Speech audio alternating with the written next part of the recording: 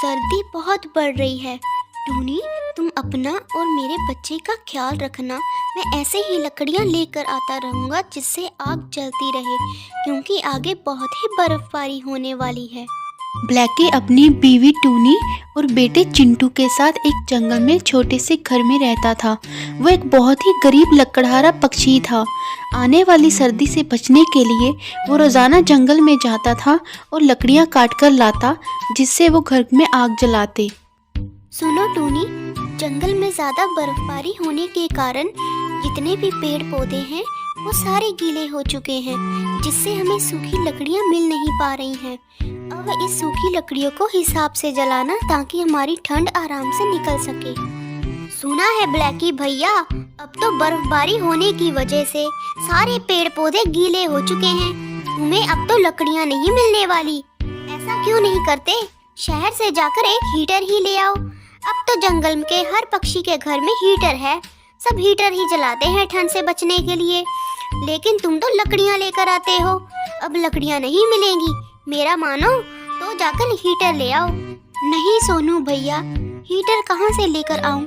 Heater तो बहुत ही महंगा है। इतना महंगा हीटर मैं कैसे ला सकता हूँ?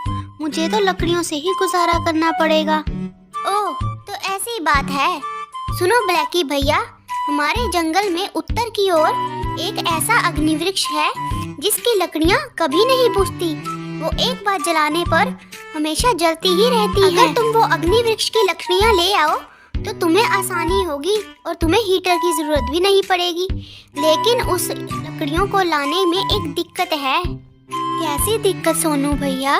ब्लैकी भैया, उस स्थान पर जो कोई भी जाता है वो जिंदा वापस नहीं आता।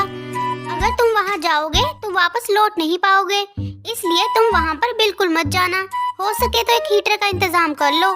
सारी रात सोचने के बाद ब्लैकी उन अग्निवृक्ष की लकड़ियों को लाने के लिए निकल पड़ता है, क्योंकि उसके मन में बस यही ख्याल रहता है कि उसकी बीवी और उसका बच्चा ठंड से कहीं मर ना जाए। यही सोचकर वो अग्निवृक्ष की लकड़ियाँ लाने के लिए निकल पड़ता है। सोनू भाई ने तो सच ही कहा था, ये वृक्ष तो बहुत ही लाजवाब है। इसकी लकड़ियाँ मैं लेकर जाता हूँ। जैसे ही ब्लैकी उस अग्निवृक्ष की लकड़ियों को काटने लगता है, तभी वहाँ पर दो काले कौवे आ जाते हैं जिसके सर पर सींग लगे होते हैं। वो काले कौवे ब्लैकी को अपने राजा के पास लेकर जाते हैं और कहते हैं, महाराज की जय हो।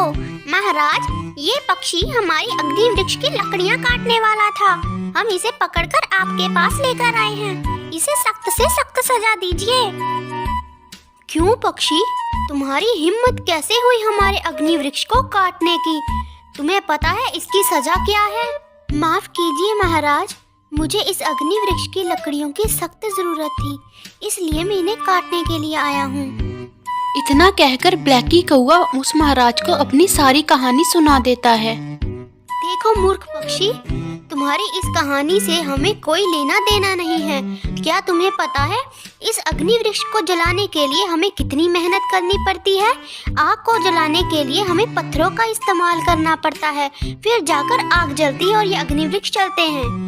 बस इतनी सी बात महाराज, ये मामला तो मैं आपका ऐसे ही सुलझा दूंगा। अगर मैं आपको एक ऐसा यंत्र दे दूं जिससे आग जलाने के लिए आपको कोई भी कठिनाई का सामना ना करना पड़े, तो आप क्या करेंगे?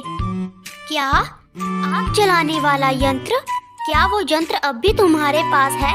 वो यंत्र हमें दे दो। ठीक है महाराज, वो यंत्र मैं आपको दे दूंगा, लेकिन उसके बदले आपको मुझे उस अग्नि वृक्ष की लकड़ियाँ देनी होंगी। ठीक है, मैं तुम्हारी इस शर्त को मंजूर करता हूँ। तुम वो यंत्र मुझे दे दो और यहाँ से अग्निवृक्ष की लकड़ियाँ ले जाओ। इतना कहकर ब्लैकी कौवा उस महाराज को लाइटर दे देता है और उसके बदले में अग्निवृक्ष की लकड़ियाँ लेकर घर चला जाता है। घर आकर ब्लैकी कौवा टूनी को सारी बात बता देता है और बहुत खुश होता है। अब ब्लैकी को लकड़ियाँ काटने की कोई जरूरत नहीं थी, क्योंकि वो अग्निवृक्ष की लकड़ियाँ हमेशा ही ऐसे ही जलती रहती थी।